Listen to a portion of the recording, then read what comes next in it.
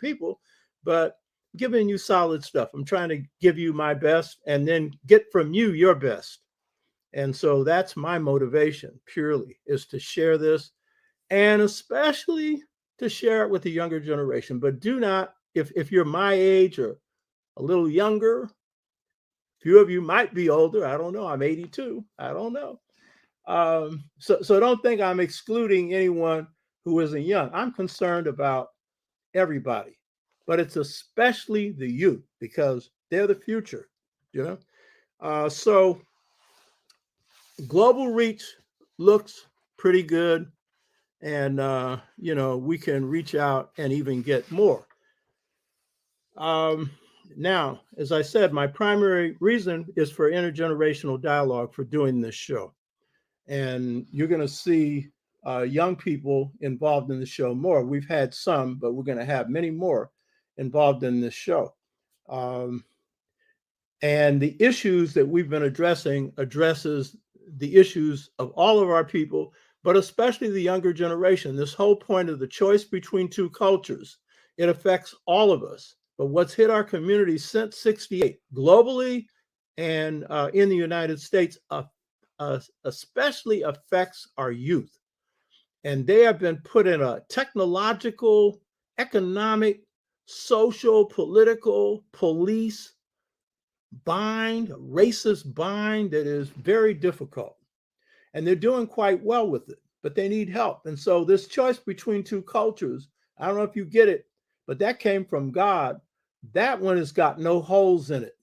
And most people don't get this when I say it came from God. Oh, yeah, you had a dream. There's a thing called theory. That's a guess. I don't do theory. It's a guess. And I don't have air. So I went through astrology. Some of you real conscious people tuned out because you've been brainwashed. You go to psychology, which is, they didn't have no psychology in Egypt. Did you know that? There was no such thing as a psychiatrist or a psychologist. You know why? The society wasn't sick, so you didn't have a lot of sick people. I'm talking psychologically sick, And then you got the theoreticians of sickness. Freud, blame everything on the mama. And Freud was good. He really psychoanalyzed white people, but he took spirit out. That's why Dr. Wade Nobles, we joke, but Wade's serious about it. Wade don't really call himself a psychologist anymore. Why? He's in the spirit. You know what I mean? His Babalawo, who's mine, Ifa Yemi, I'm gonna have him on this show probably next year. I did some things before with him. I did a show with him. I'll probably post it on this channel as well. These Babalawos, they have a cure rate for what's called mental illness. Why? Because spirit is brought into the dimension. But a lot of you, I know a lot of you do understand this and a lot of you don't. Astrology, baby, is not something to dismiss. And I did a series of shows on that. And I noticed that some of my most serious viewers didn't watch that one. And they were mostly males, but maybe some females too. And they owned up to it. A few of them did. Some of my most serious ones. Because that Catholic Church, you ain't a Catholic, but that's what affected Christianity. You know what I mean? So all I'm saying is they didn't have no psychologists in Kemet. Now, don't get me wrong. We need some now because we have been affected by certain things that throw us off balance. And at the very least, I know that some people need medication. It doesn't cure you, but it stabilizes you, keeps you from acting on some of those fantasies. So I know that. But there's a cure rate in some of these spirit systems. I don't claim to have them. I don't. But when I say my vision came from God, that means, because I've only seen the light a couple of times. Those answers have no error in it. And I'm not going around saying I was smart enough to come up with this. So a choice between two cultures, which this show will be helping to address on another level, is describing the bind that the youth are in and our communities in, where the forces that have hit us have put us in a position where some of us are stepping out of our culture like never before. You hear me? So I've gone through this before. So That's real key in terms of the intergenerational piece, is that we're trying to offer something for the youth to understand their situation better because they're already dealing with it. I'm not claiming that I got all the answers. I mean, this is a generation that's waking up, and you all put Trump out of the White House. That's a big achievement. It was mainly a youth achievement, you know. The George Floyd, Breonna Taylor caption Black Lives Matter movement. You know what I mean? Largely youth. Big achievement. Coming of age for the young generation. So, what does the demographics or the analytics say about age? This is very important to me. And this was the happiest find of all. Out of 166,905 viewers, I want you to hear this one. 68.2% of the viewers range from 13 years of age to 44. Listen to this. Let me repeat that one. Out of 166,905 viewers over the whole year, 68.2% of the viewers are in the age group of 13 to 44. Hey, hey, hey, hey. That is a key. Do you hear me? And 13, gone. 13-year-olds, keep on watching. Quit telling me that people got short attention span. Some of these young people listen longer than some of us and some of them less, but they listening.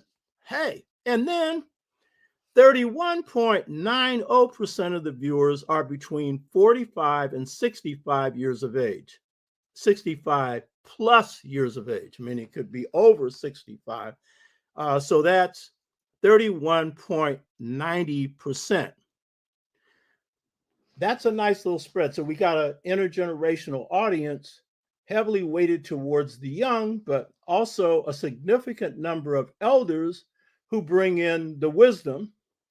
And I'm getting a lot because when I look at some of these Facebook pages, for example, you go into some of these, like the Mosley clan, for example, they got some reading stuff that is just out of sight. Some stuff I haven't seen. You hear me? And Lady Mosley, you bad freedom fighters. I know her man is. You know what I mean? So they give me an education on a lot of different levels, and that is one of the things that this show wants to share or serve is activists, people who are involved in organizations as well as individuals, families, a host of things. So that's also good. But that age spread, 68.2%, 13 to 44 years of age, 31.90% of viewers 45 to 65 plus. So a basis for intergenerational discussions. Now, the area where I think that we're going to need improvement is gender, though I'll go into these numbers in a minute in terms of the male-female viewing audience. So I checked out the analytics on each show, and I don't have time to go into those, but overall, there's pretty good gender balance, but there are some shows that have more males than females and probably more of those. But there's a real problem with the analytics. And there are probably other problems that I don't know because I'm not an expert in this analytics stuff. But what I can see, one of the big problems is that there are a significant number of shows that have generated 1,000 views or more, or 600 or 700, and sometimes even way over that. And there's no analytics on gender. And then they'll give the explanation is not a sufficient number to base, an analysis on, which is pure bull because it's a lot of people, and we'll probably look at this closer to see if there's any themes that these shows that don't get the gender analysis seem to be stressing. So what I'm saying is, when I give the gender ratio, one of the things to be clear is the data is far from complete. And that is, inexcusable if you are being thorough. But obviously, there's reasons why certain shows are getting more attention than others. And it's going to take an analysis of all these shows to figure out the patterns, but I've got an idea, but I'm not going to say until I'm sure. So I just took 2 shows for samples of gender response. One was a speech that I delivered in Memphis, Tennessee, 1995, when my book, Return to the African Mother Principle, came out. Was at Greater Amani Church. Reverend Bill Atkins, who's a historian and head of that church. That church at that time had 15,000 members. And it was a speech that I gave before the nationalist community. He brought in 200 to 300 people, and Kwame Ture was in the audience. And if you haven't seen that, you should go watch it. It's called Return to the African Mother Principle of Male and Female Equality. And that's the most important book and the most important work I've done, period, because that comes from the big light, God's beautiful light. And that's the key to just societies. And I have not explored that yet. I want to build a bigger platform before I do it, And it's the hardest thing I did. I've said before, whipping the Bank of America, the biggest bank in the world, that took 6 months. That was hard. Writing Return to the African Mother Principle of Male and Female Equality, it was the hardest thing I ever did, the most enjoyable thing I ever did. And it took 14 disciplines to master. And I don't master 14 disciplines, so I drew on different people and different sources. I had to do that because God's mind is whole. It's not like a theory, one point. It's all interconnected. And up underneath this is the basis for just societies. It's the most precious jewel you can get. And this has to be pushed a whole lot more. But so this presentation was on that subject. And one of my favorite pictures is me talking to Kwame Ture, formerly Stokely Carmichael. You should look at that. And it's one of the leaflets that we use to promote this show. It's a treasured picture. He was a good friend of mine. I led the Black Nationalist Wing in CORE. He led the Black Power Wing, the Black Nationalist Wing, in the Student Nonviolent Coordinating Committee. I would have him at my home. We put security on him when we have him to come out and speak, whatever. And his organization was at least a part of the formation of the National Black United Front, which I'm one of the founders of, but G2 Weusi was the architect. He's passed on, one of my good friends, born the same year as me, in 1939, October 25th, 1939. So taking this as a sample of gender response to a topic that's dealing with male-female equality, according to the analytics coming from YouTube, 40.5% of the audience was female, 59.5% was male. So that's interesting, because that one is paying equal attention to the role of males and females in constructing just societies. And it's the very basis for it, the balance between them, and the synthesis of the masculine feminine level. So, but that's showing you a greater inclination towards males than females, and watching that. So what's the reason for that? We need to explore it. But it's not a bad ratio, but it's not the ratio I want. I want more balance. Then there was another presentation called We Are Gods, We Are Humans with the Light of God Within. That generated over 6,011 views, and it had a huge global spread, India, Africa, Caribbean. And so the gender spread there is interesting. 52.2% females and 47.8% males. So that one showed greater interest coming from the females. And you might say, well, yeah, it's spirituality. But then the shows that we did on astrology, some of those were pretty equal in terms of male and female. So that was interesting.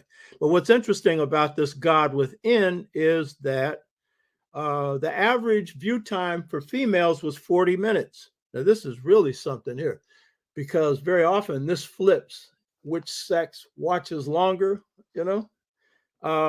The average view time for males was 1 hour and 9 minutes. That's average. So that's pretty good. But at the same time, we have the reverse on a lot of these shows where it's the sisters watching longer. And what my best friend, Kendi Solowazi, he's really insightful. You're going to see him on this show. That's the picture you see with the people doing the bump in the back. That was a birthday present from him. You know, it's a beautiful brother. He said, well, brother, you know why the sisters are watching longer? I said, why? He said, they're smarter. I said, yeah, you got that right. Brothers, you may not want to hear that, but that's a fact. And by the way, Lasonda Henderson, glad to have you on. INBA, National Black United Front, right on. Young sister here, you know what I mean? Right on. Hey, one of my favorite organizations. So, so looking at the data on gender spread out of 166,905 viewers, the gender spread was 65.5% male, 34.5% female. Noting that their data isn't complete, it's probably not as bad, but it still tells us that there's a disparity and we can do better. And what it's saying is that we need to probably have more shows that sisters find important to them. After all, I am a brother. I'm trying to do my best, but we need input from sisters to give us more ideas on things we can do that address their issues and needs. And we definitely need more presenters who are sisters, and, you know, just give us your input. And by the way, what I'm asking is that people on this chat, if you want to, you can put down what you'd like to see as topics for the show, but it would even be better to go to the show itself when the show's off. When you're finished, go to the comments. It would be better to put your comments there, because it's harder to get to these comments once you're offline, because you have to really come back to the show and then get into the time period in which each person makes a comment. So it would be better if you would put your comments for what you'd like to see as topics for the show underneath this show, you know, when you finish watching it. Put your comments there, you know. Any things that you see as topics or ways to improve the show. I know a number of people have requested PowerPoint, and I need to get into that. And there's some other things that I want to do to improve the way the show is presented. And so give us your comments. I'm an organizer, and this is key in organizing. Going people find out what people want. And so even though I'm doing stuff that I'm interested in, I think people are interested in it, but I need to know what you're interested in. And so we can begin to build that into the show. So that's kind of it, you know. That's kind of the overview on, you know, what this show has been doing, and what we want to do is do better. And so we'll be plotting and planning for this next year. And so we're just at this point of starting that. So give us your input. Now, for the topic for this show today, of course, I could have just done the show on this and ended, but I ain't doing that. You know what I mean? Y'all come from more than just some data on what the show's been doing. So this show, like all the shows, is my way as one person who's a part of the Black freedom movement, Black power, Pan-Africanist, Afrocentric generation, presenting and sharing our insights with the hip hop millennial, and for Africa, the youth generation that's finding its voice and has found it quite well, politically and in other ways, culturally and other ways. And so this is sharing, and this particular sharing is extremely important because this sharing is dealing with the most important gain, the most valuable gain that we made in the 60s. And it's one that's often overlooked. I've said it a few times before, but it needs repeating. The most important gain that was made by Blacks in the 60s, and I'm going to qualify this in a minute by what I mean by that, was the freedom of the mind. It's the freedom of the mind and the spirit. Now, I do not mean by saying this that all Africans or Blacks in the 60s freed their minds. You know that's not the case. Not all Blacks were engaged in the struggle. Only a minority were, a significant number, but nowhere near all of our people. So I'm not saying that all of our people freed our minds, because if we did, we'd be in much better shape right now. What I am saying is that the greatest achievement of the 60s was the freeing of Black minds by those that underwent a transformational process. Now, on the surface, sometimes it was a freedom from fear or a greater sense of pride, a greater sense of asserting yourself. You know what I mean? And that was a monumental achievement. So, movements that challenge systems build up people's self-confidence. That's a big achievement. But when we're talking about the freedom of the mind, we're also talking about a transformational process. And when I'm talking about the greatest gain of the 60s, it was made by those who underwent a transformational process of stages and degrees, because everyone didn't go through the whole depth. But it was the depth of transformation that really measured the degree of mental freedom and spiritual freedom that was achieved. The reason why everyone didn't go through this is, one, it was difficult. Two, it required self-discipline.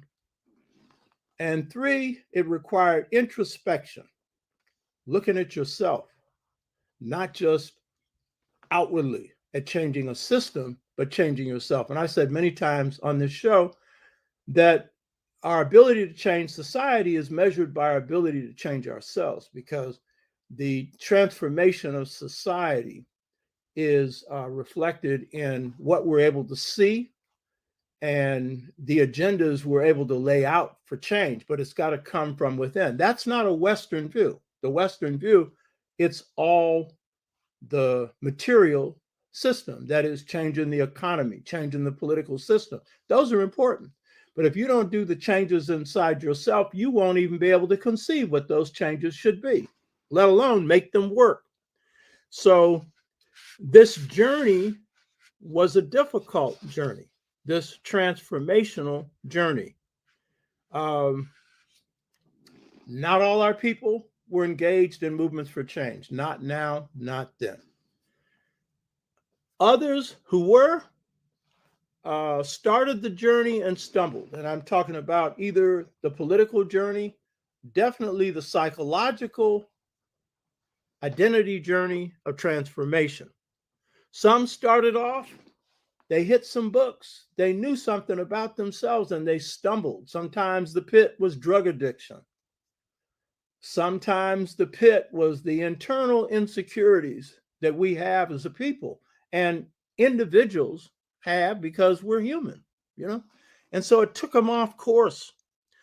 Some people, the stumbling was stumbling into the system, and they became fully absorbed and satisfied. They thought they were free. They got a job. That was it.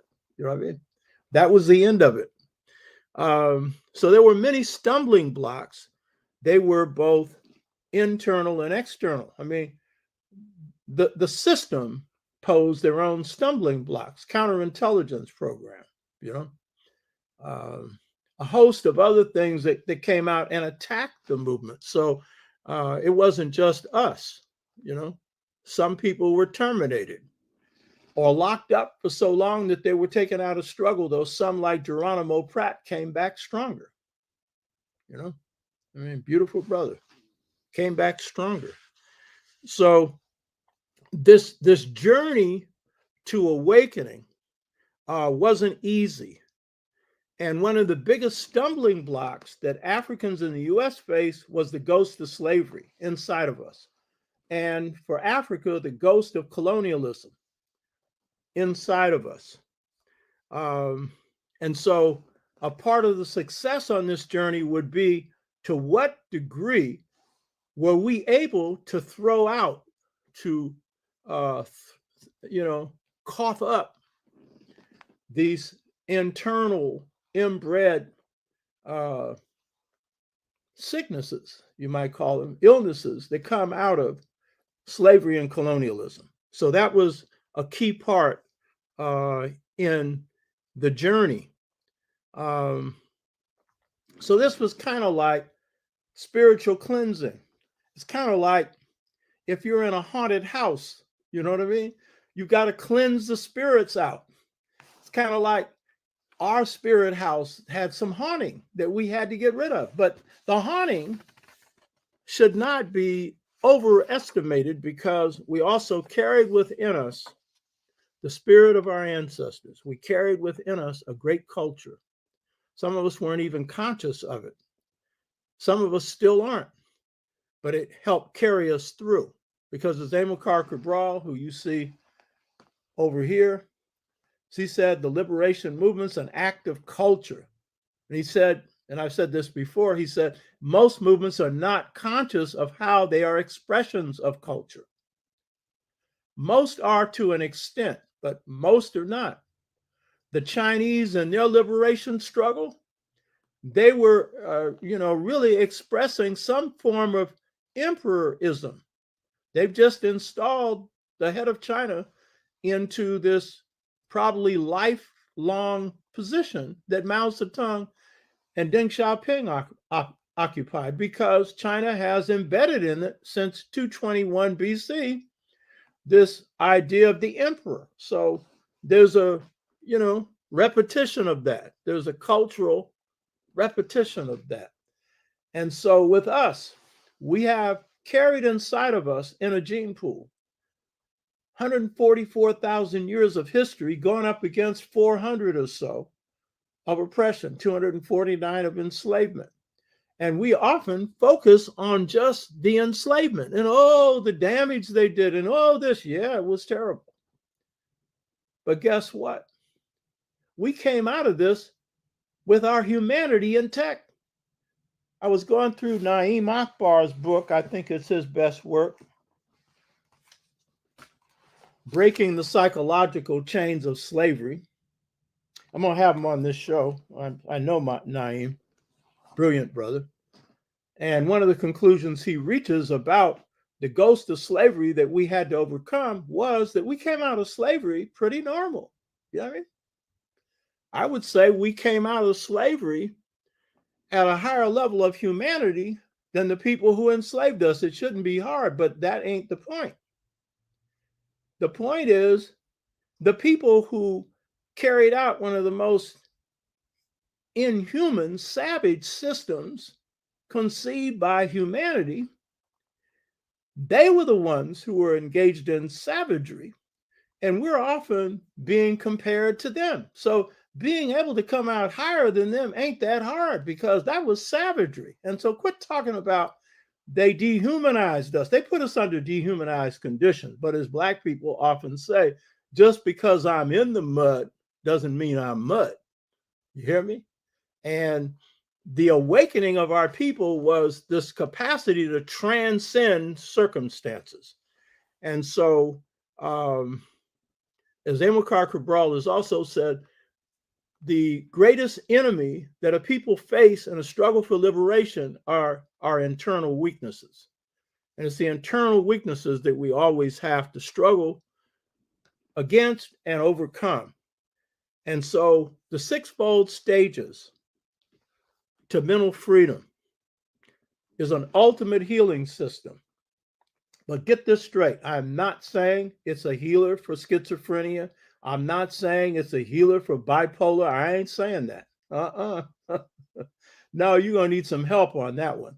But the key thing is, it is the ultimate healer for that. You hear me? Drug addiction. Yeah, there's a lot of things you need to be taken through. But the fact of the matter is that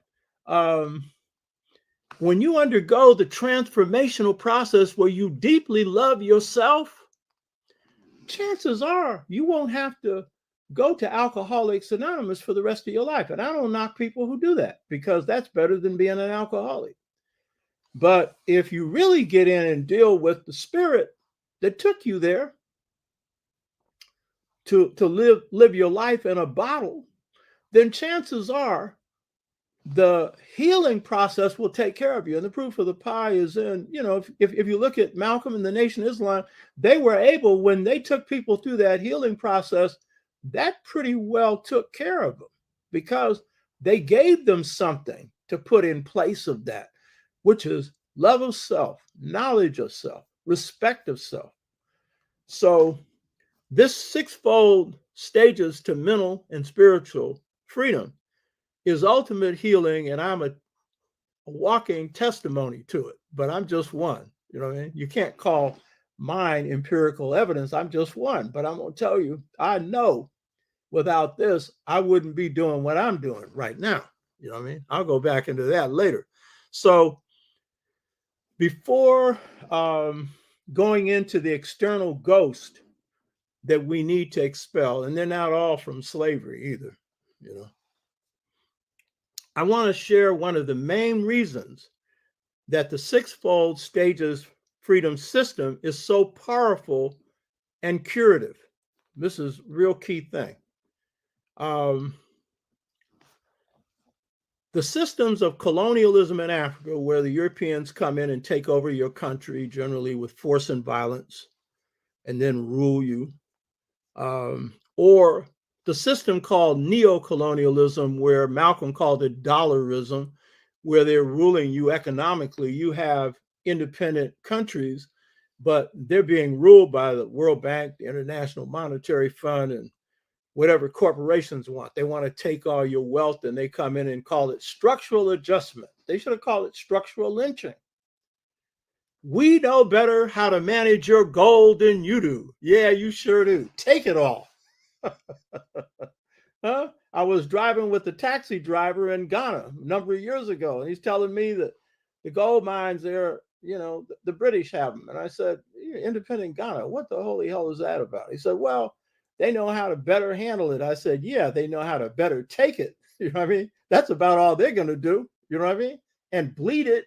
You know what I mean? We ran Ghana for over 1,000 years, and the kings didn't rule the gold trade. In fact, they didn't know where the gold was. They just had control over the big pieces of gold that, the king got. And then the rest, the gold dust, was in the hands of the people, and they traded it for whatever they wanted to trade it for. Africans know how to handle their own resources. Who allows somebody else to loot their resources? You going to let somebody else go into your bank account? You know what I mean? You might not have much in it. You might have quite a bit in it. But you're the best one to manage your stuff. You work for it. You hear me? So the neo-colonialism, which is the economic control, indirect control, you appear to be in charge, but you aren't. The people who got the money are doing what's funny. In Glasgow, you just saw how that was. There were more coal industry people there than there were representatives of governments. And you saw in their final accord, there is Nothing on there saying that you need to stop the production of coal. You need to end it. They came up with some legalese, and that is one of the main polluters of the planet. And you're almost at the dead end game, where you will have passed the point where this planet can be livable for humans and other life forces soon, So this is all a part of the imposition of oppression, in this case caused by corporations that bleed the planet.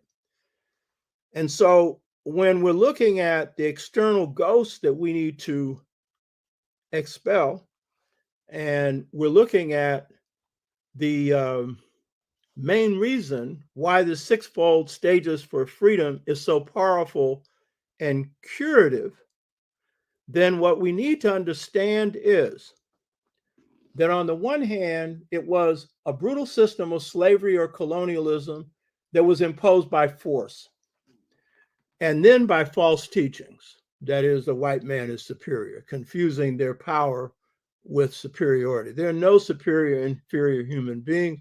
That's a pure myth. And power as a basis for anything is an illusion, because power rises and falls. Nations rise and fall. And so are you superior when you rise and inferior when you fall? No, it's the nature of power. Just like you live and die, cycles, baby. That's what happens there. So don't confuse gunpowder with superiority or nuclear weapons. So this imposition of slavery, colonialism, neocolonialism, and now what I call semi-colonialism, which is what we face, which is elements of colonialism, but it's not correct to call this colonialism, because you need continuous land where Blacks are occupying a continuous land mass, and you need to have the potential where, when you move for freedom, you have the ability to move to independence, where you can form a nation state. We're a nation within a nation because of our common culture. But a state, we are not, and the potential for that, it ain't happening. So it's not realistic to even assume that. But we have semi-colonialism. What does that mean? One nation oppressing another. The occupation of our communities by the police, who are out to instill fear in us. And then, when we get one little victory, it takes the whole world to put a cop in prison for sitting on the neck, standing on the neck of a Black man. And we consider that a victory. And he gets 20 plus years. And there's some indication now they may overturn that verdict because of some other decisions they made. They may not. But the point is, that was nice, but it took the whole world to get that. You hear me? Because the police are an occupying army in our community. They're put there for that purpose, to ride terror on you for control. You hear me? That's their purpose. So the ghost of slavery that we need to expel were brought in through force, through violence, and then through false teachings of white supremacy. Y'all know I don't use the term white supremacy. They ain't supreme no more, baby. And they never were. They had power, but supremacy, that assumes something else. That's their term. Why don't you call it white savagery? Or, as my former student, Kuti Chagalia, who's been on a couple of shows, one fine sister too. She's a part of the All African People's Revolutionary Party, and a bad sister. And then she got two twins that look just like her. She met her husband in an African philosophy class that I taught. You know what I mean? Bad sister. She calls it psychopathy or sickness. She has a term for it. A lot of whites feel good about this, white supremacy. Oh, it means we're in charge. We're supreme. Oh, yes.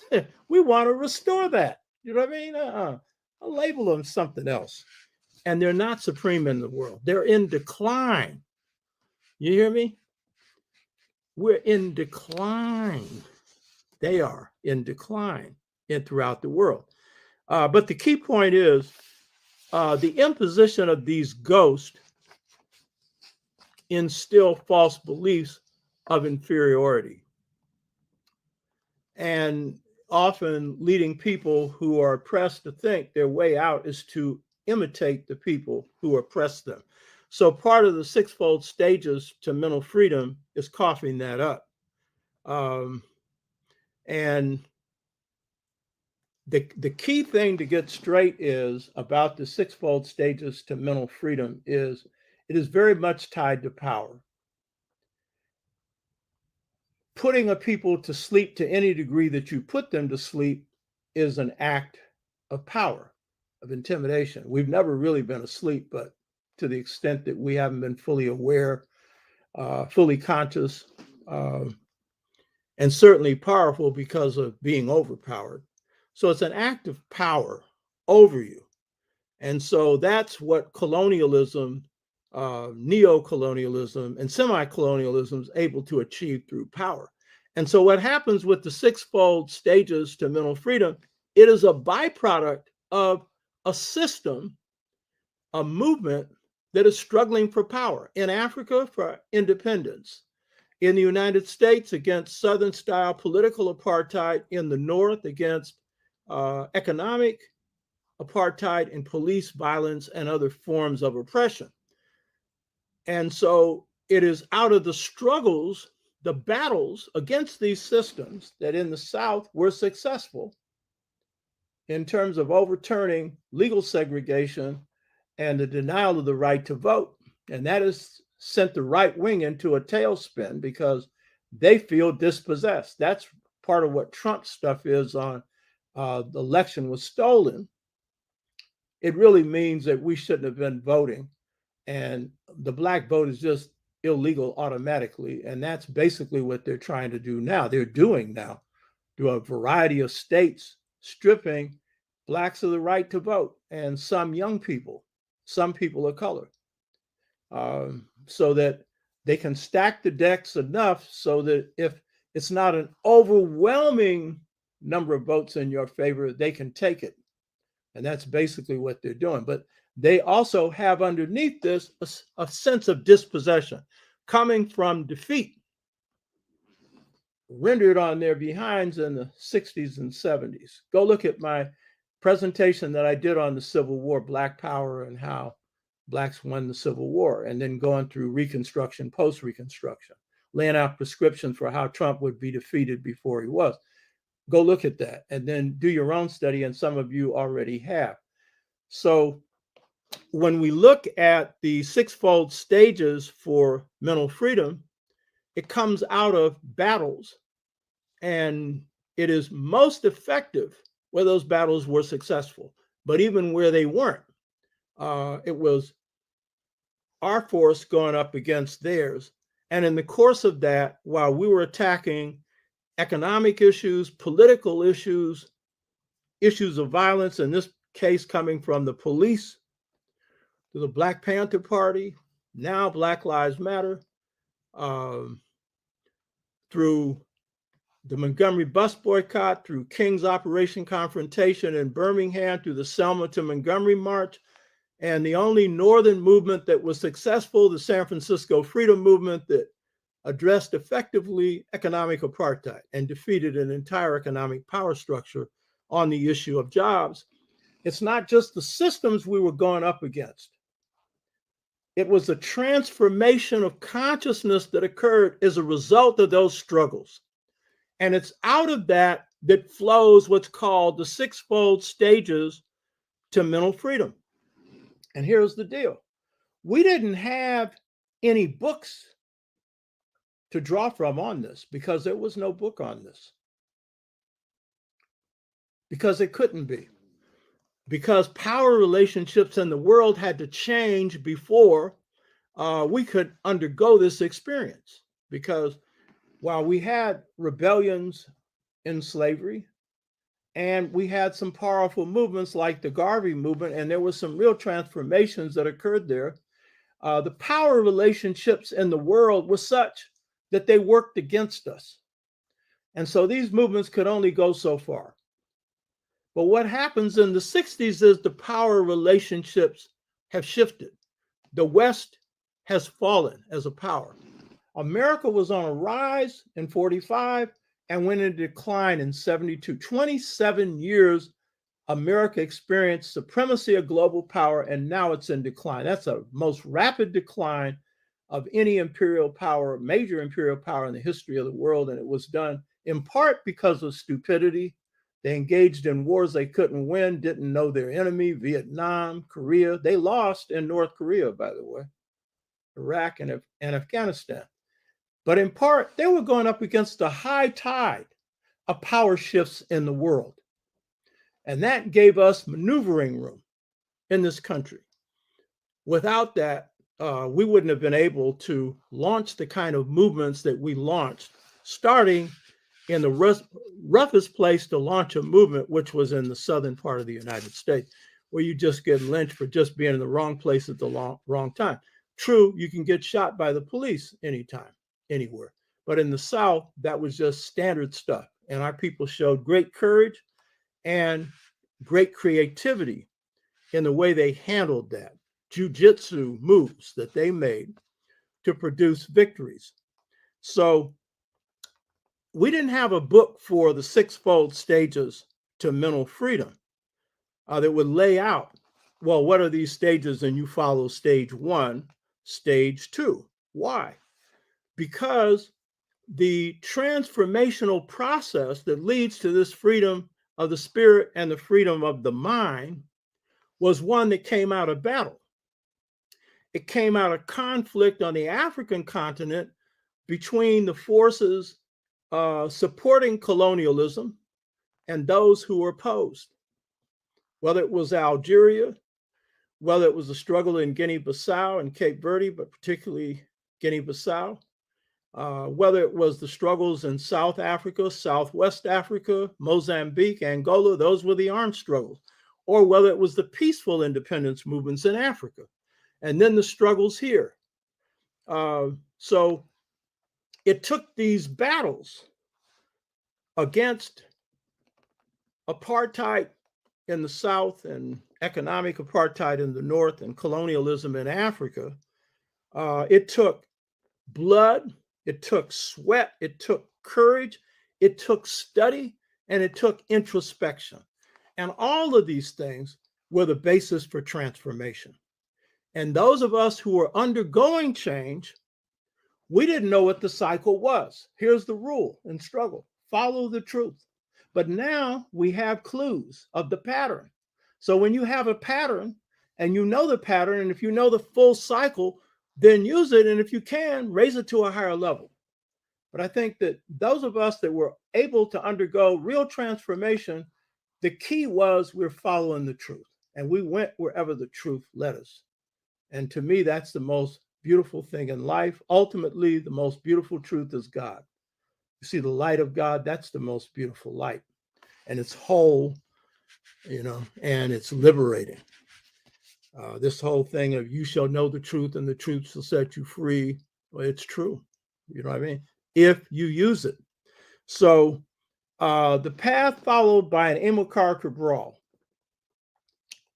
to free his mind and try to free the mind of the cadres around him through his African study group in Portugal and the anti-colonial battle that they waged in Guinea-Bissau, the path that he followed for the freedom of his mind and spirit was the same path that Malcolm followed, that Sister Assata Shakur followed, that I followed, that a number of people whose names we don't know followed. And that was where the real reward came from. Because those that followed that path, they were able to enter on a journey where their transformation could take them to realms much higher than the enemy that they were fighting. And the greater the transformation, the deeper the transformation, then the more creative you could get.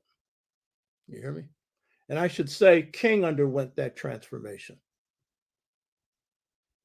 King did. And that was one of the real reasons for his greatness. He didn't get frozen at 65 1965, we had voter rights. He had the ending of segregation. He could have gone and retired. That's what a lot of people did. They went and got a job. They were satisfied. He could go to preaching. No, he saw that in his success, there was a great failure. The success was, yeah, we got the right to vote. We've got the ending of legal segregation. But he said that didn't cost the system anything. He's talking financially. And you saw the show that we did on King the Revolutionary, and in there, King concluded that now the struggle had moved from civil rights to human rights. Well, that was transformation on his part. Malcolm reached the same conclusion. King's was more practical because King was defining it in terms of what it meant concretely on the ground. What it meant was ending poverty. Now, Malcolm was also concerned about that, but King saw it in a more practical light because he had been engaged in that battle longer. Malcolm is a spokesman for the nation. He's now out, and now he's getting involved, and he is calling for the same thing. King supported Malcolm's move to bring the U.S. before the United Nations World Court international bodies, charging them with human rights. He supported that. Though they only met once, they didn't talk directly, but they exchanged messages through King's attorney, who also knew Malcolm. So that was a process of transformation. King learned from the struggle, as Malcolm did, as many of us did, as Assata Shakur did. And she's one of the great ones, So the battlefield was like the classroom. And then when we had time, we could hit books. And the teachers were your enemy and your people, past and present. So the concrete conditions in Africa and in the United States, when it came to the battles against colonialism and apartheid in this country, they weren't exactly the same because Africa was struggling for independence from colonialism. We were struggling to get certain monkeys off our back, which was new slavery imposed with the first post-Reconstruction. But the requirement for success was the same. And that requirement was that if we're going to be able to take our people in Africa to the higher level of real freedom and real independence, then the colonial mentality had to be coughed up. And if we're going to produce some real freedom that provided the basis for some power for us to really address the bigger issues that King started to address, which is the restructuring of this society from unjust to just, then we're going to have to cough up those things that prevent us from even seeing it. Because a lot of us, we don't even know, well, where are we going with this? We're African centered. Take the best of Africa, which is inside of you, that's inside the culture of our people, and use it to transform this reality, starting with yourself, which is what this Free the Mind process is, but changing society. The show I did last week on African American culture, the spiritual blues, and Ma'at, and showing how you fuse those to change the environment, to save the planet. Native Americans would do the same thing with their culture because they are keepers and preservers of nature. They have a real vision and life experience and a culture that's about doing that. And so that was to show how strong your culture is and how it's going to take more than mechanics to fix this environment. It's going to take a transformation. And in this case, a philosophy that sees that Mother Earth is a living organism and needs to be treated with respect, not just observed, and certainly not for the purpose of control, but to commune with, as George Washington Carver did. So the liberation movement is an act of culture on many levels. And in this particular case, it's one that when we free our minds, we can help free the planet, since it's a mad philosophy of science that has put nature in the predicament that it's in, particularly corporate capitalism that has polluted everything. treated everything like it's a cesspool in the name of one thing, which is profit. So it was the battle between the colonizer and the colonized in Africa, the battle between the apartheid and anti-apartheid forces in the South, and economically in the North, and against the police in the North, that provided the classroom that transformed our minds and spirits as freedom fighters. So this system, the sixfold stages of mental freedom, is organic because it grows out of struggle, the way a plant grows out of the ground. And it has a natural set of developmental cycles. Myself and Bulunlelu Wabogo, we tracked them. I've added one since then. I've shared it with him. He's a chemist, a martial artist, a musician, and a historian, and taught out at State, and we've known each other a long time. And so it was in our collaboration that we looked at this. He looked at Frantz Fanon and saw a pattern, and he drew his conclusions. I looked at myself because I was undergoing this transformation, and then looked at others like El Hajj, Malik El Shabazz, and others. And then I took the organization that I founded, Pan-African People's Organization, I took my people through it. And that's real key. And those people are still running the organization. As I pointed out before, we still have an African-centered school, African Children's Advanced Learning Center, that a number of people who are leaders in the organization have kept going at a strong level and done other things working in the community. But the key point is that my transformation came out of an experience that was organic. That's why I call myself an organic scholar, and obviously an organizer. You know, you come out of the ground, you know, you're literally coming out of the ground. And so it's following this process, undergoing the transformation, and then later tracking it. Because when I experienced this in the beginning, I couldn't tell you, oh, I'm going through this stage, now I'm going through that. It was an experience. But over time, you could stand back and see it. Malcolm at his death couldn't tell you what those stages were. He could tell you markers. I've talked about that before, philosophical change and others. But had he lived long enough, he would have been able to, because he underwent that transformation in depth. And it's really the key to your success. And by the way, it's not just movements, it's your health. You know what I mean? This is what really puts you on a path of health, because there's a lot of internal discord that a lot of us have. I know Black people who will say that they have trouble dealing with quiet, having quiet. They have trouble because there's internal discord. One of our first viewers, when the show first started, talked about feeling broken. And I could understand that, because it's a system that's trying in every way to break you and to give you that feeling. And so it's this system of transformation combined with struggle, because get this straight, it doesn't operate on its own, but it's in the context of trying to change the conditions that have us under the heel of oppression.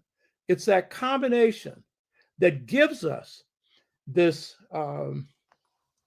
internal fortitude, this internal self-knowledge, self-respect and self-love, and internal peace. And please believe me, you can be in the midst of oppression and be peaceful. And that's good for your health. You hear me?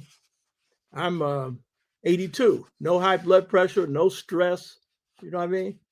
No diabetes, you know, no prostate cancer, none of that. You know what I mean? Now, I'm not saying it's a guarantee, because if you're living in a place that's polluted, that may happen to you.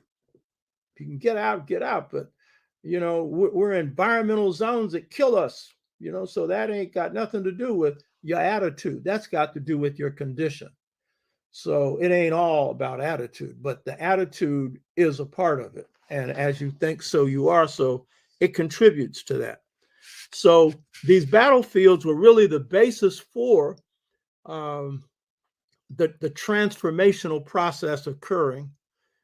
And it was because of the conditions of the time where power was shifting that it was possible for these battles to not only occur, but be successful or for you to come out alive, you know, though all of us didn't. So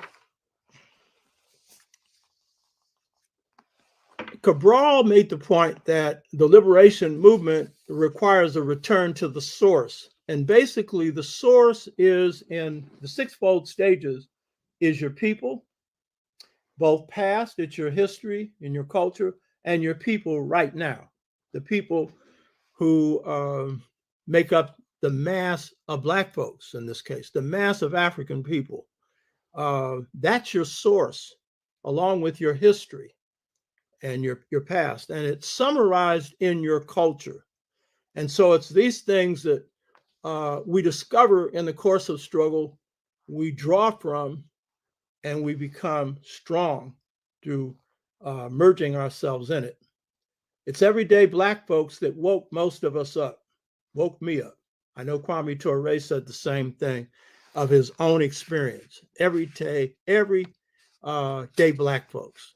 Norman Brown, I always testify to Norman Brown. Norman Brown's a cab driver, comes from Zora Neale Hurston's town, the first all-Black town. He's the one that woke me up, Norman. Norman's 2 years older than me, a little guy.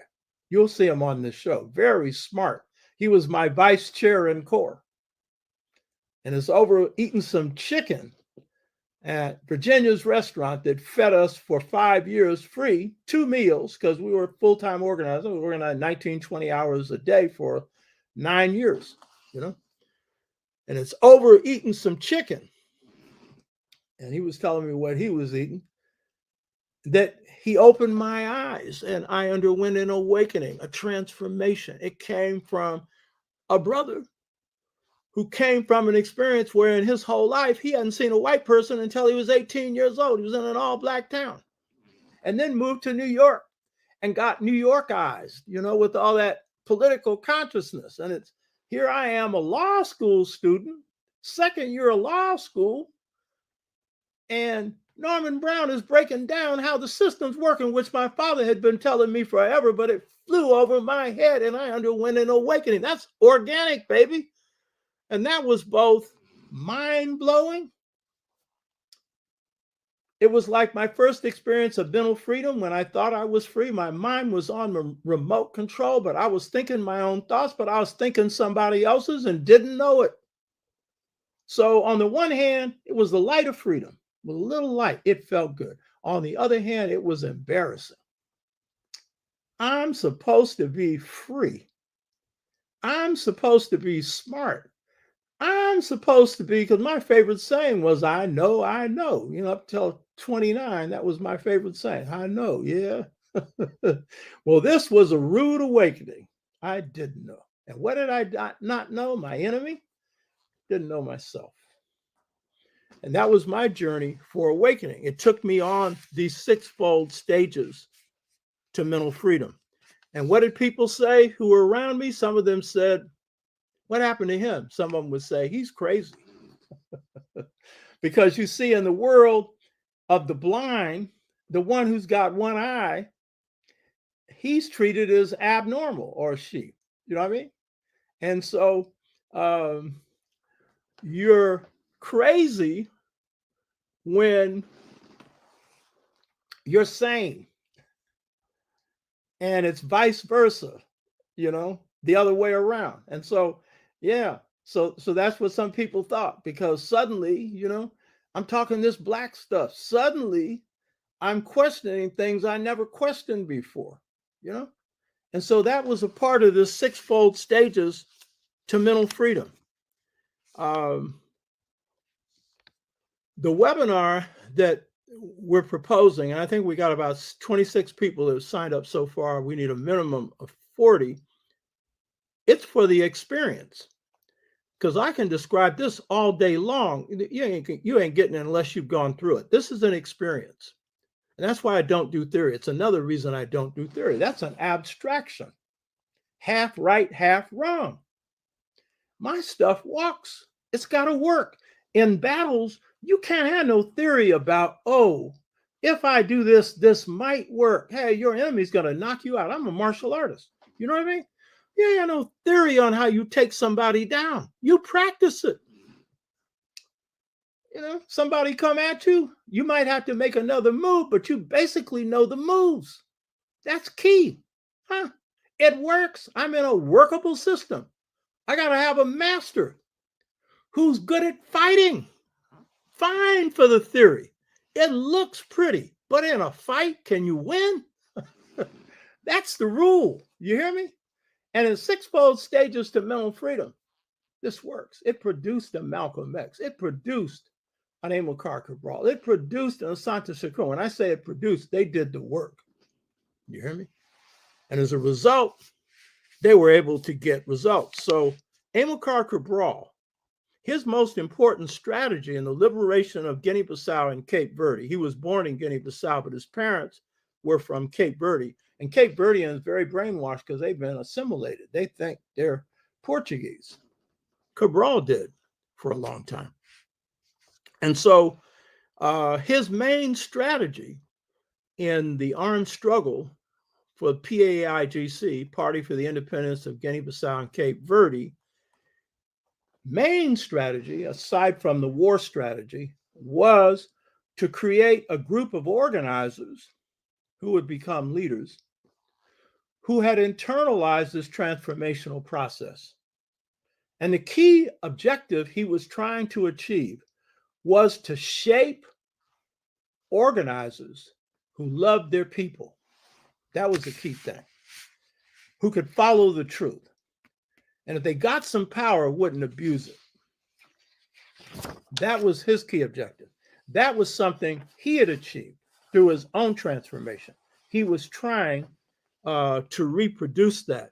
And so he was trying to cleanse the mindset of those who he was training, many who were people with a high school education or less. And so that was the group, because Portugal trained very few people at the college level. So he was basically training them in the skills needed to run a country. But he was worried that they could join the elite that had emerged in too many parts of Africa and other parts of the world, where they were out to control the people and use the people to rip them off.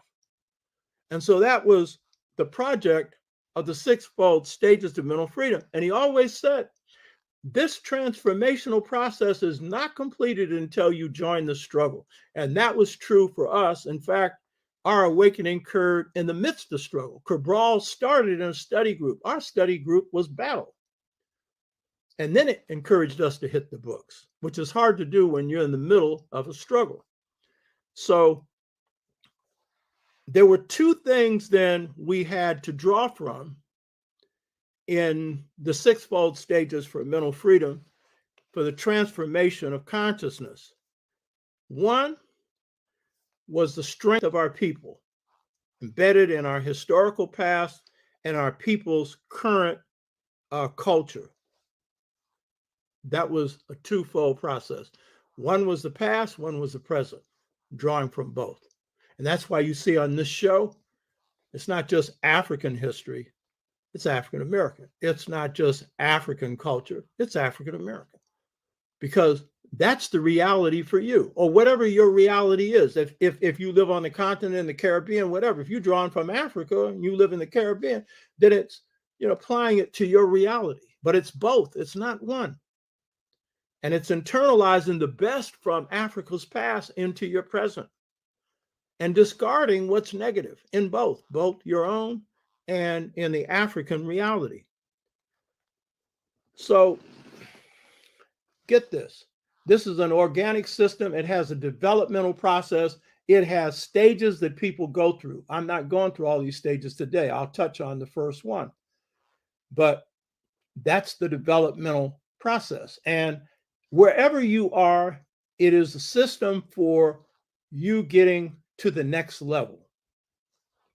You being able to transform yourself, because at least you know the pattern. And that pattern helps you out. It's like working out. You got to know how to use that equipment right so that it has the proper effect on your body.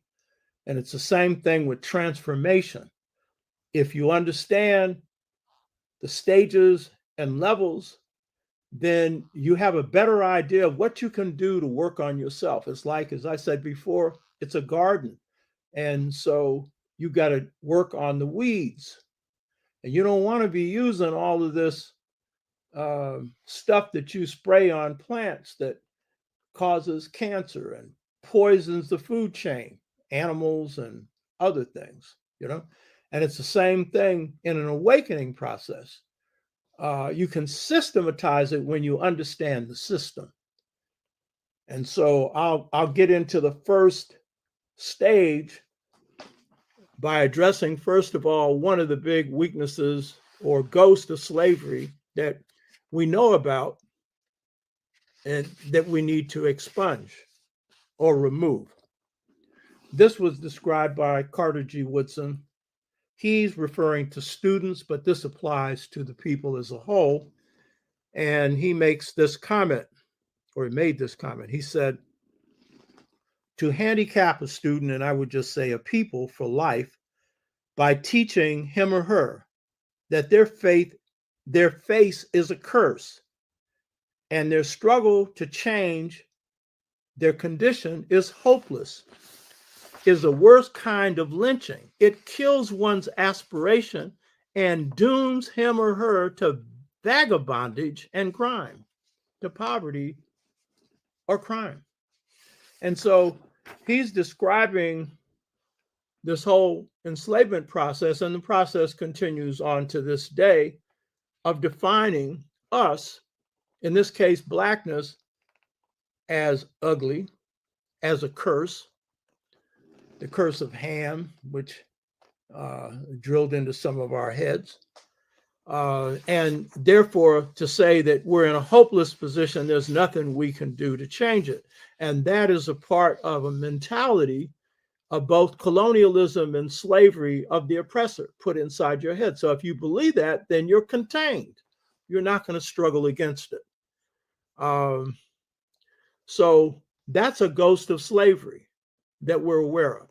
Every day, if you're on a job, your own self-confidence is being challenged. You know, I don't care whatever it is, it's being questioned. That is the nature of how this system works, you know, to undermine you. And so again, you need to have a sense of self-knowledge and self-respect and self-love so that you can rise above that, and so that it doesn't tear you down. You can do whatever you want to resist it, but the main thing is you don't accept it. And part of that is in the internalization of the system's oppression. It gets us into a position when we've internalized it where we're not looking at things from our own standpoint. We're looking at it from the standpoint of others, the standpoint of whites, or the standpoint of blacks, or whoever it is that supports the system. And it's telling you you're wrong to stand up. You're crazy. There's nothing can be accomplished by this, you know? So it's this self-confidence that you have through your own self-knowledge, self-respect, and self-love that enables you to transcend this. And you get to a point where you don't give 2 cents about what anybody thinks about you, black or white, if they're wrong. If they're right, you should care. But if they're wrong, the hell with it. That's my attitude. I don't care 2 cents what somebody thinks if they're wrong. If they're right, I'm going to take corrective action. But if they're wrong, I don't care what the color is. You know, life ain't no popularity contest. You know what I mean? It's about doing right. And right isn't always popular. In fact, in this country, it rarely is, you know? So this internalization of the ghost of slavery, fear, which I've talked about before, is a controlling element, you know? And it's a myth. Fear. You're taught fear. You're not born with it. And it's the greatest hindrance to your growth. And liberation movements, one of the first things they throw off is fear. You see all these young people out there fighting against police violence. A lot of guts and a lot of sisters. And that picture of one sister standing up to a whole phalanx of police with her dignified self. You know what I mean? That's a sense of power. That's a sense of courage. You know what I mean? Fear is an illusion. It ties you up. It causes you stress. It causes you high blood pressure. When you're awake, you may not want to do this, but you're going to find that you're instilling that on your oppressor. You may not be your intention, but that's what's going to happen, because those who are trying to instill it have the greatest amount inside of them. You know, in order to create something like that, you have to have it inside yourself. And one of the greatest fears that whites have is that blacks will do to them what they've done to us. And that generally isn't our predisposition, but that's their fear, you know.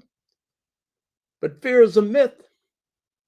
So these are things that we have to cough up, and fear isn't just caused by slavery. We're fear of losing a job, fear of losing approval, you know, fear of all kinds, you know what I mean? Later for that, you know, it's a myth. Be like a child, except know the consequences. A child may not know that fire will burn. They may not have fear of fire. They don't know of fire, but they don't need to fear it to know that it'll burn, you know? So these are things that in the course of struggle, as we're trying to change systems, we change ourselves. And we undergo this process of rebirth and of transformation. We know that a lot of our children still have programmed in them that white is beautiful and black is ugly. And we still know the Doll test doesn't do too well in the black community. We know that. So don't deny that the lingering ghost of slavery isn't still there in that. And black on black violence. My wife keeps count, you know, in Oakland. I mean, every day somebody's getting killed. Some bodies, you hear me? All over the country. And yes, it was caused by putting drugs in the community. It was caused by breaking up families, breaking up communities, putting people in a hopeless position, you know, where they don't see a future in their lives, you know. But the fact is, underneath that is also a view of nothingness that some of us have about the value of a black life. It ain't nothing. You hear me? When that's the most precious thing on this planet, a life, for us, a human life. And so to erase that, it isn't just a physical being you're erasing. You're erasing the potential, the creativity, everything that human being could do and could be. And so that's a part of this ghost that we need to work on. And violence in the black community ain't all attributed to slavery, you know. So that's the other thing to get straight about that, because the level of violence now is far greater than anything we experienced when we came off the plantation. You know what I mean? Some of these are external forces that have intervened, drugs being one of them, but only one of them. Being written out of the society and not seeing yourself having a future is another, you know. And this tendency too often to get violent with each other when we could talk.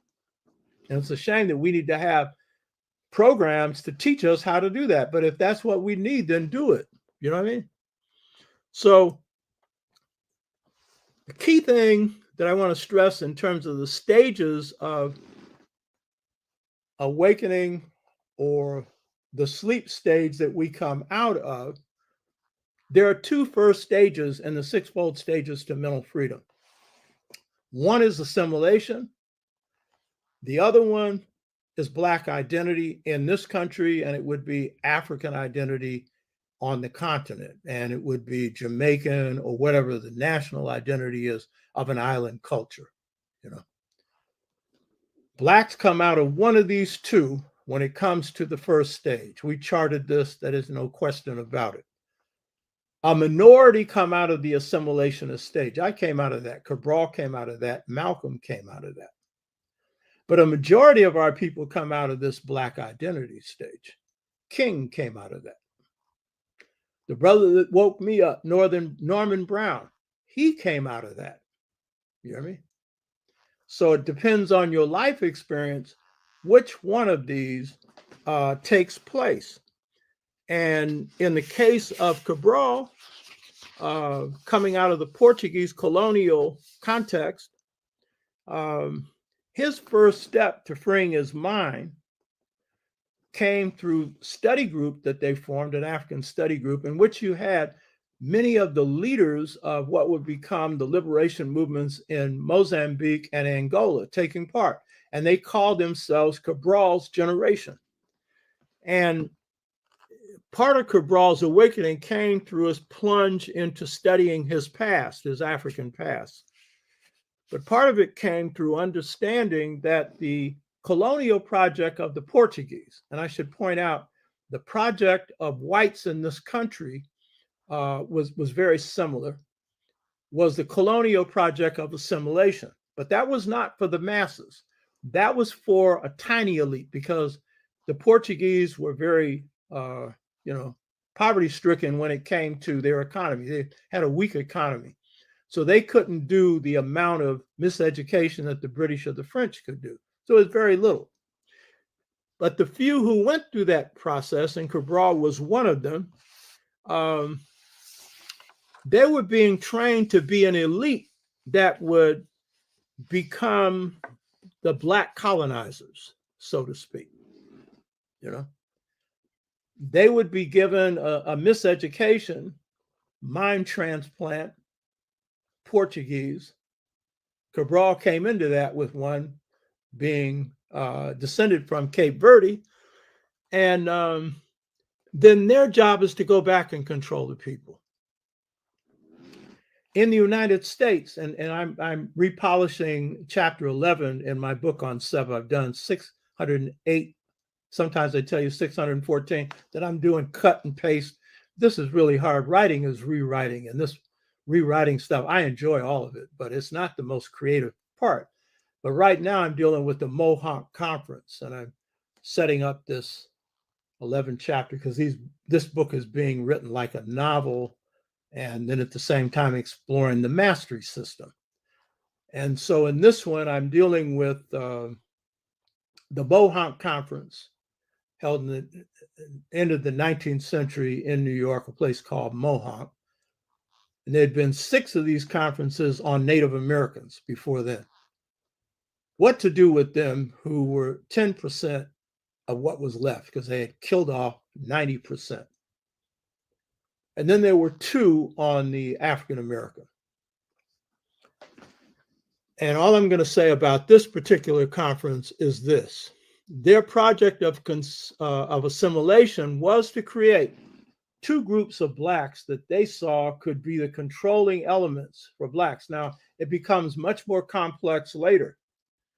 But at the level of the Mohawk Conference in the 1890s, where this is post-Reconstruction, and Blacks are being ground to death by the Klan, and they're facing sharecropping and everything else, they wanted to create 2 groups.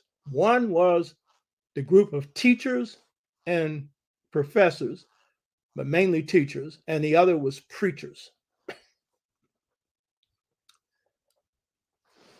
And the goal of these 2 was to present the teachings that would contain the Black masses. And the Black masses, they needed to be contained, as they viewed it, as workers.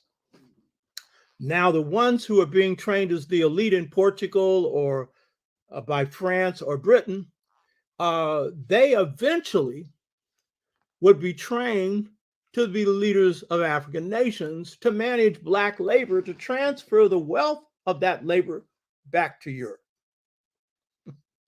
And I don't have time to go and give you examples of how this worked, but that was essentially the project. And Europe, I made this point before, Europe was very successful with the missionary project of creating a Black middle class.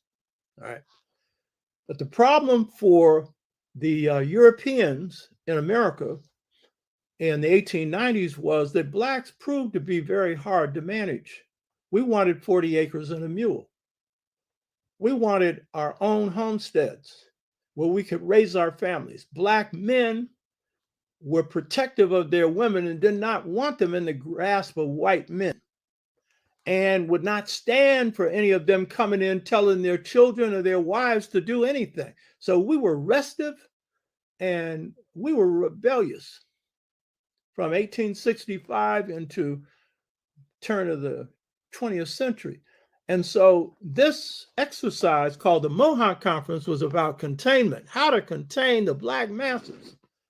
So the assimilation was through Hampton, Tuskegee, and others, to train up Black teachers and Black preachers. And the person who was the architect of this was a man named General Armstrong, who was a Civil War general and founder of Hampton, the trainer of Booker T. Washington. And at this conference, no Blacks were allowed to attend. And when asked why, they said, when a doctor is getting ready to operate on a patient, they don't have the patient present. Yeah, especially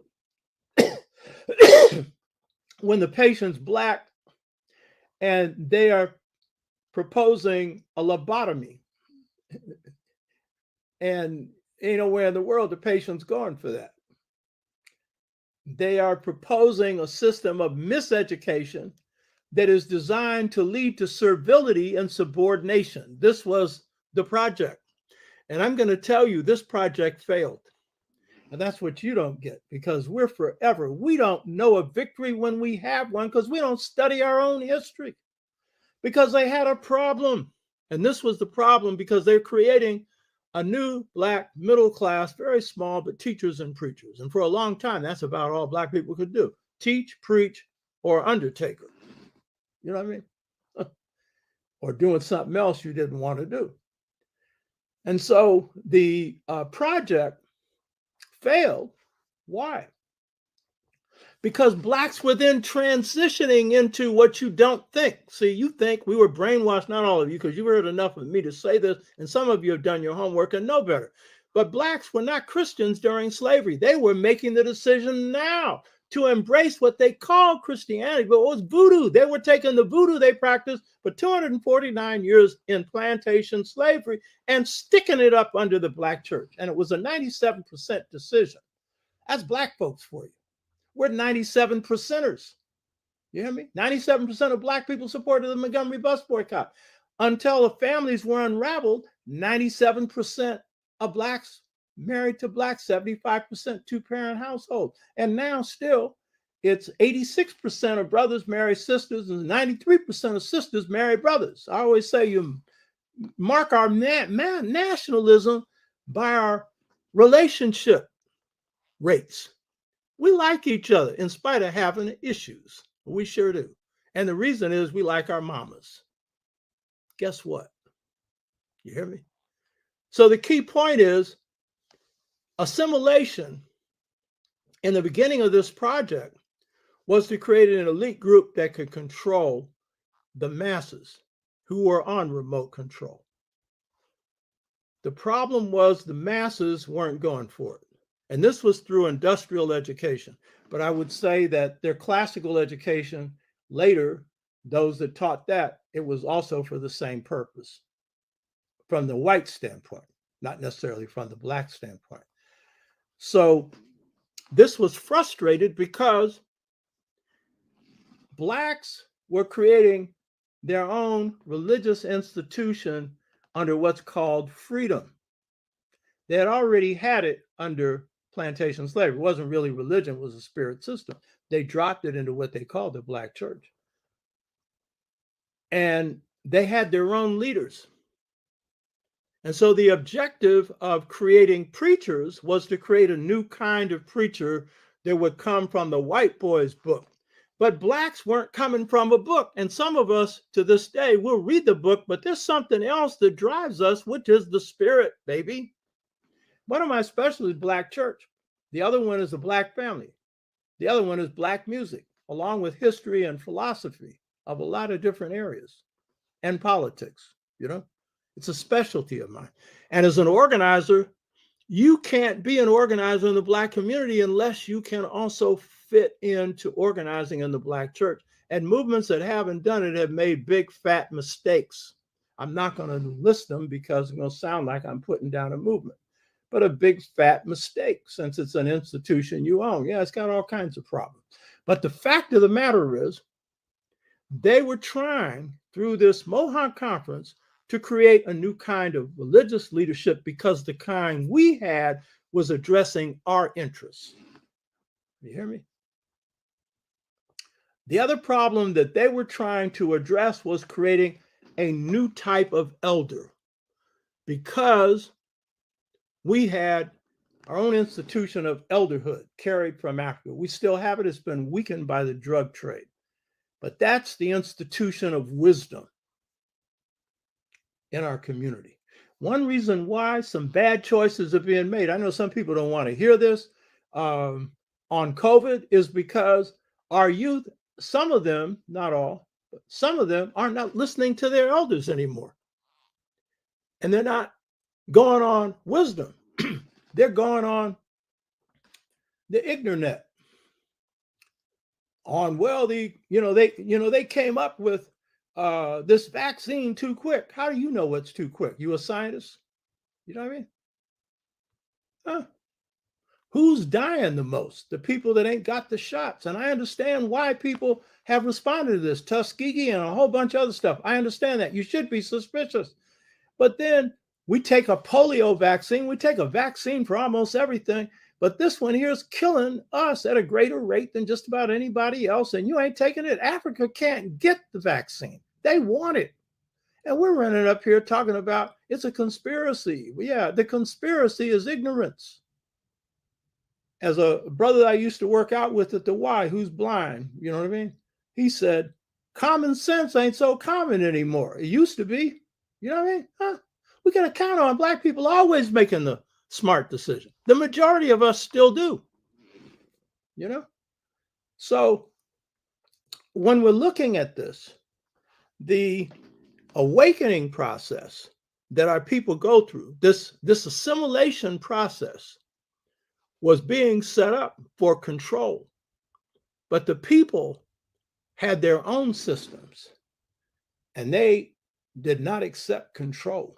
They had their own elders giving them advice. And so they could try, because another project of the Mohawk Conference was to create new elders. You can't do that. You try all you want, ain't going to work. And what really trumped, I hate to use that term, but what really trumped them was that the system that the white boy was setting up, his assimilation, was an elite system. But the grassroots, we have an African system of everybody has a say-so. That's called African democracy. That's consensus. So even when our elders gave advice, we always would go back and make the decision as a group. That was something we carried out of Africa. Did you know that? Leaders, and our real definition of leadership is, as King said, I didn't start the Montgomery bus boycott. When the people called on me, I stepped forward as a spokesperson for the people. That's what a real leader is in the context of African and African American culture.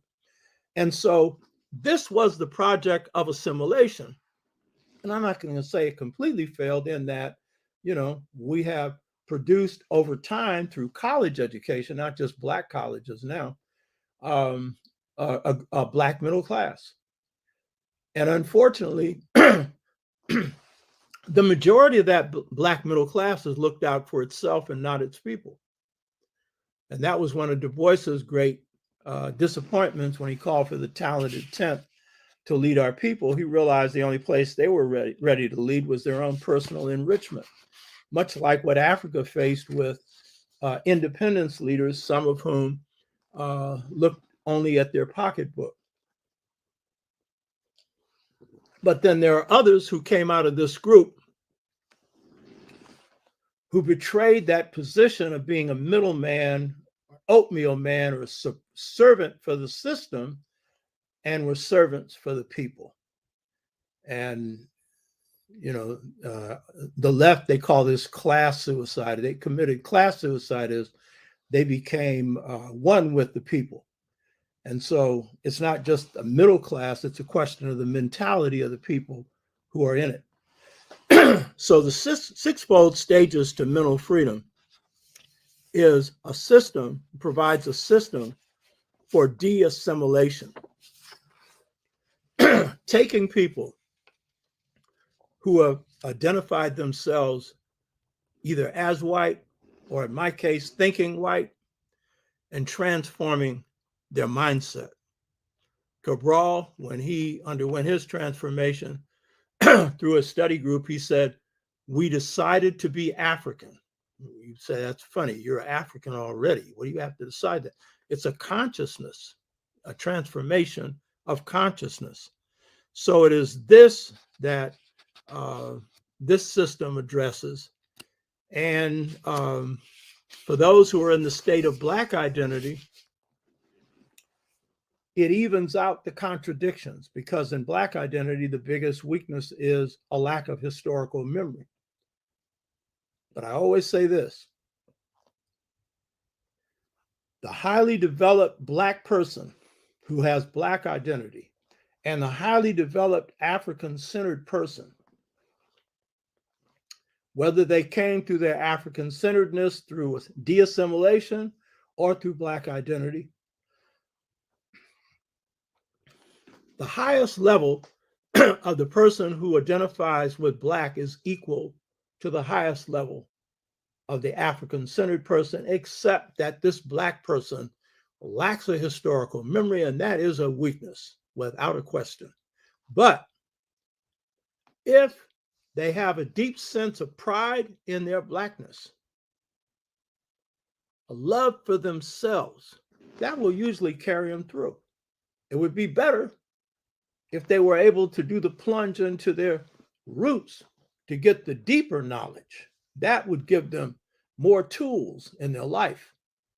But this is the strength of this Black culture. It was Black culture that got me to begin to think about being African. It was Black culture. That came out of my family. It was European culture through nothing but teachers that were white through law school, on every level, that took me out of my consciousness. But then it was my people that brought me back, and then to appreciate what my parents had been telling me, particularly my father. Asanta Shakur had an insight when she was in the Black Panther Party, and we know she's in exile in Cuba. They have a reward, $1 million, to try and get her back. And the Cubans won't give her back. She was one of the great leaders in the Black Panther Party. And she made this comment about the Black Panthers. But this isn't a knock on the Panthers. This is true of a lot of our groups.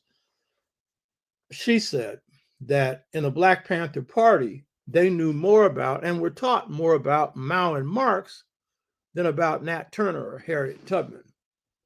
Meaning, political education may have been all right, but if you exclude your own history and your own culture, you're going to be in trouble when it comes to moving for liberation. And the Panthers had a particular strength and a particular weakness. Their strength was they got a lot of brothers and sisters, especially brothers off the street. That was a great strength. Brothers off the street, they were prepared to fight. Brothers off the street, they brought a lot of skills and a lot of talents, but they also brought an inclination towards what's called in political language lumpen behavior, Lumpen. Most of you listening to this show know what it is: criminal behavior, petty crime, whatever. Someone like Eldridge Cleaver brought in serious lumpen behavior because he was an unreformed rapist. And when he wrote Soul on Ice, that was a rapist manual,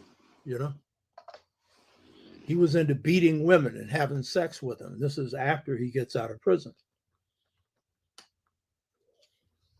and becomes the primary leader of the Black Panther Party when Huey's in prison. And Bobby Seale, who was one of their best organizers, didn't have the influence at that point that Eldridge had. So Bobby, good organizer, good man, and deserves his due. He deserves a great deal of due, because Breakfast for Children program, a whole lot of other things, that was Bobby Seale, good organizer, good speaker too.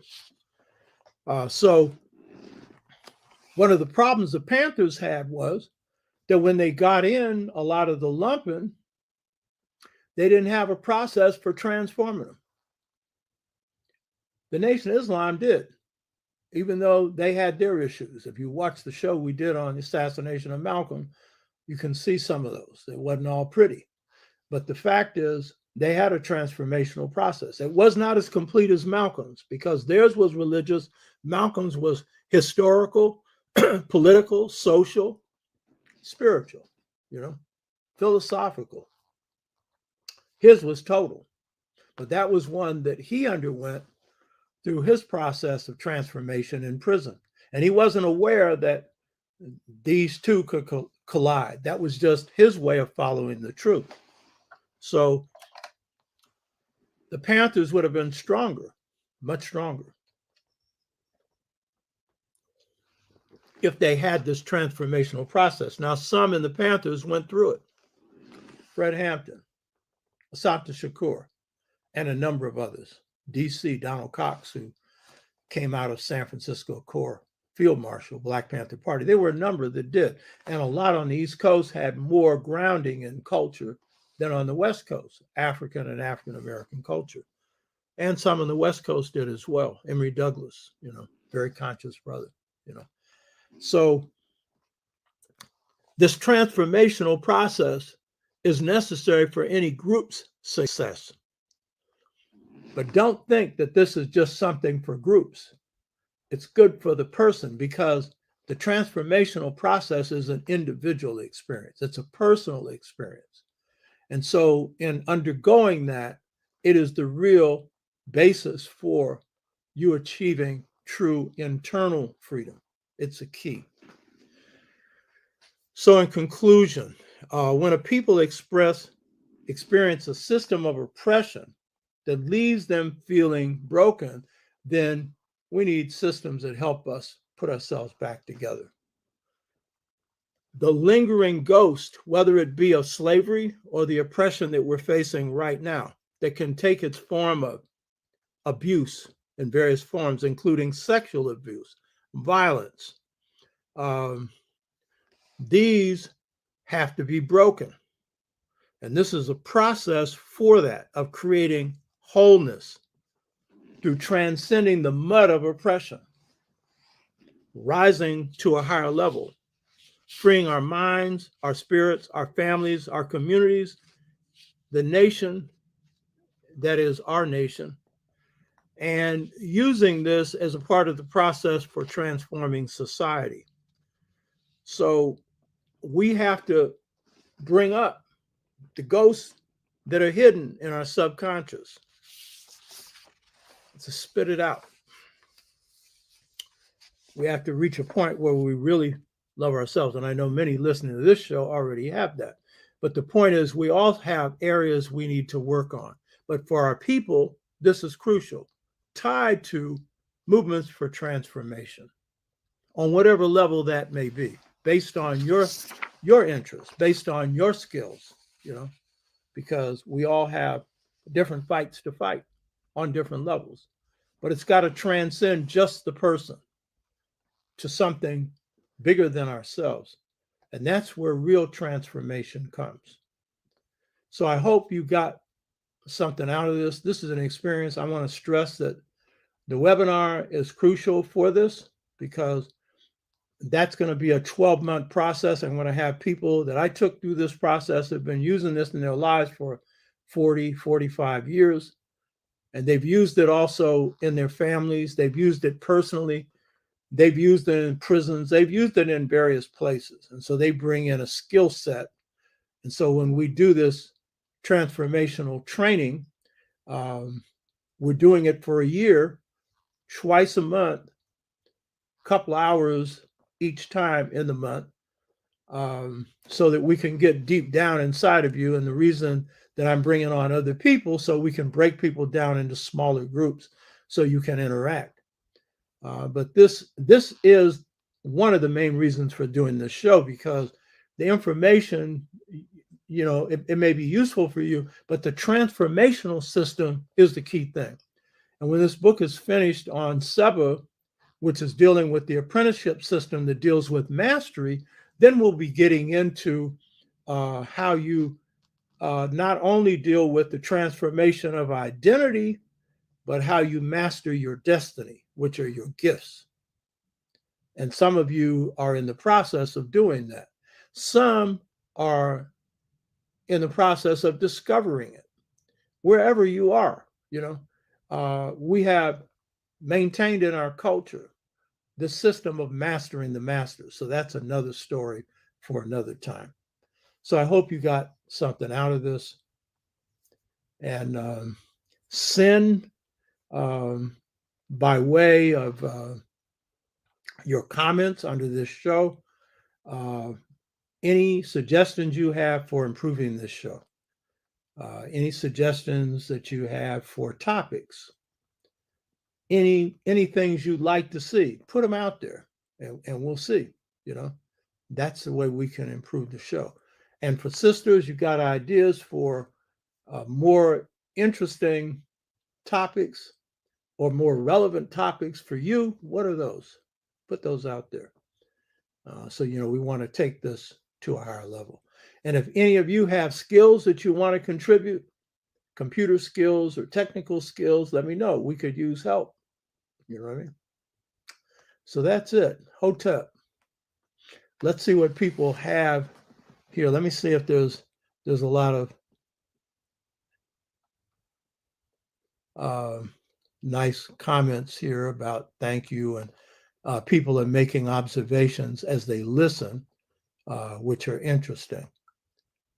So I think people can see those themselves. So I want to see if there are any questions.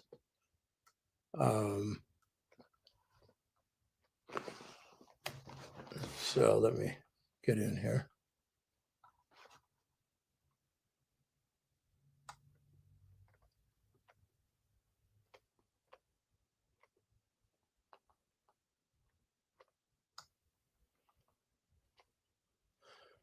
Rob James, a black man walking in with a mask going into Bank of America. Sure, coronavirus. Any links for Dr. Tashaka drawing Civil War parallels to our current battle against Trump and white insecurity?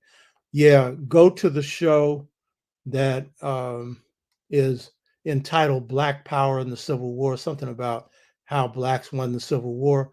I retitled that from what it was titled before, and that has historical footage. That is, my filmmaker brought in a lot of historical shots of Civil War veterans and stuff like that, and it does a comparison between the Civil War and the current battle against Trump. It predicted how Trump would be defeated, and it went that way.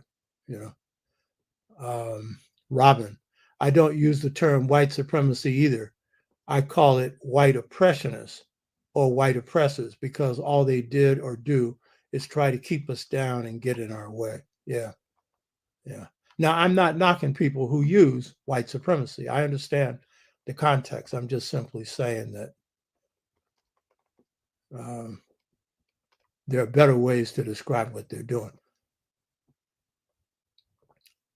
Rob James, 2000 to 2021. Trust me, I'm going through a pandemic. I understand. I get you, brother. Let's see if there's any more here.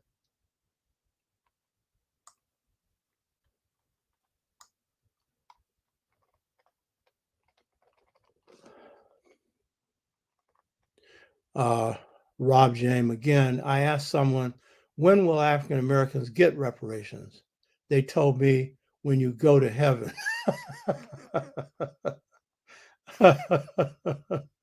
That's pretty good.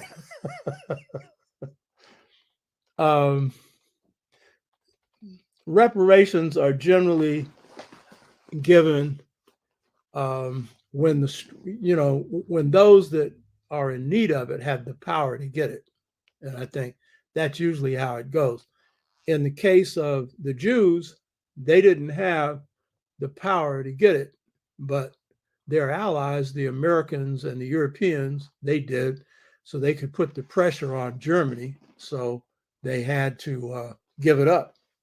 And in the case of the Japanese, they got paltry reparations, 25,000 for those who were still alive, which was a joke because most of them had died by the time they decided to give them $25,000, which was a pure joke.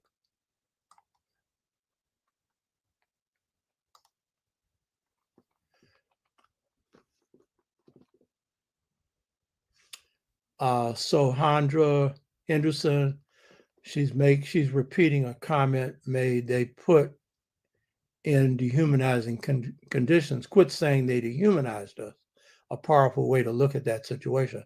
No, it's true, because if you look at the condition of Blacks who come out of enslavement, you'll see that the greatest amount of humanism is expressed at that point when Blacks have literally nothing materially, and yet they'll give up anything they have to help another Black person. Literally, that's the case, you know. And they came out with scars. I'm not saying that we came through this and we were supermen and nothing wrong. No, we came out with scars.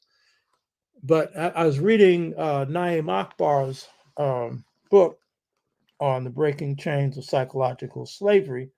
And I made this comment earlier that he made the point that we came out of slavery normal. That's the point. He's a psychologist, so he's drawing those observations. And then I made the comment that actually at a higher level of humanity than the whites. And you could say that's not hard since the savagery that they practice, but it is a big statement, because most people who go through this experience, spirits are broken. Most people, you go through this horrendous experience, they're taken down. We rose up. We had scars. I don't want to deny those scars, but the strengths were far greater than those scars. And the greatest strength came from humanism. And humanism is like at the core of African culture. It's our DNA. It's our cellular memory. You didn't need DNA or cellular memory. You came here with that, And so that was sharing, what I mean? Sharing whatever it was to sustain life. That's why Blacks who could have their families torn apart could be put back together, because there was an extended family community that adopted them and loved them. And it's only with the drug crisis that we're seeing for the first time some young people who have never experienced love. That happened with a few before. But by and large, that was in ready supply, love. And so that's at the heart of our culture,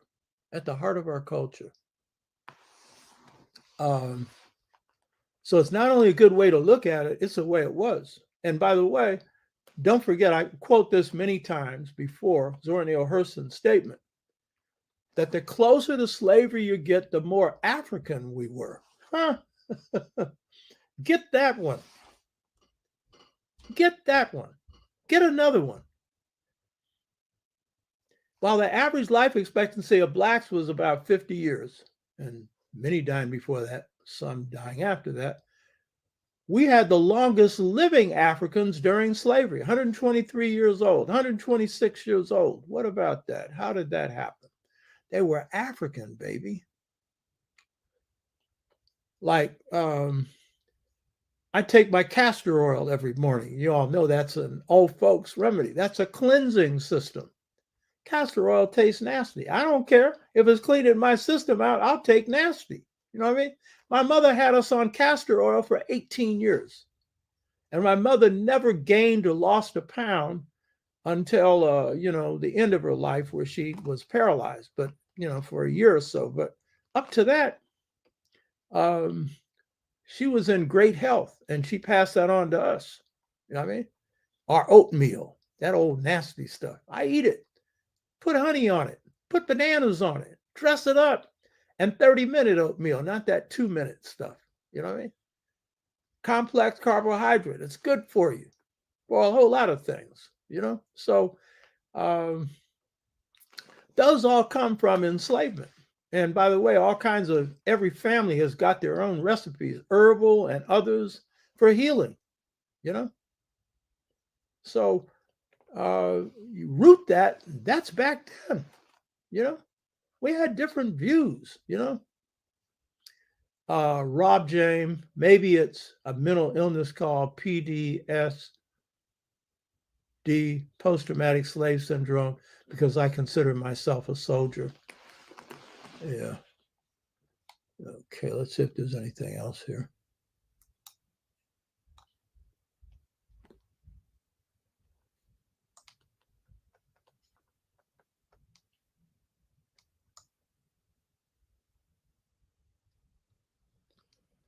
Okay, we got a lot of inner comments here.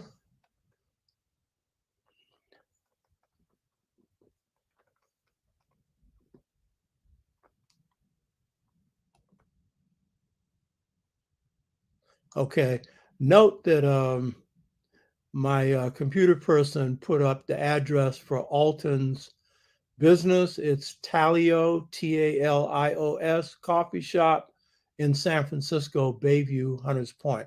And he has his own special brew of coffee. It is very special. Very special. And a really nice brother. Really nice. Brilliant and nice. You know. Let's see if there's anything else here.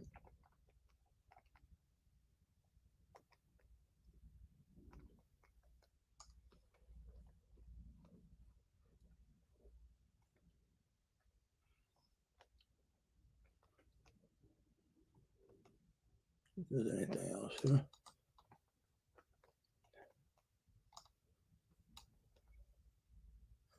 Okay. See if there's any views on the bottom.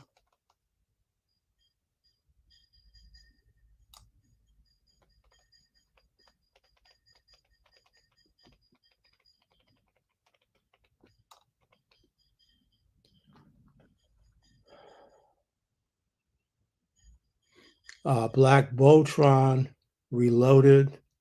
Excellent broadcast today, the Dr. Obotashaka show. This show has definitely helped me to raise my Black consciousness. And then on the bottom, castor oil. Okay, that's it. Hope you got something out of this. Send me your comments because we're taking the show to another level. You know, so Hotep, I've enjoyed it.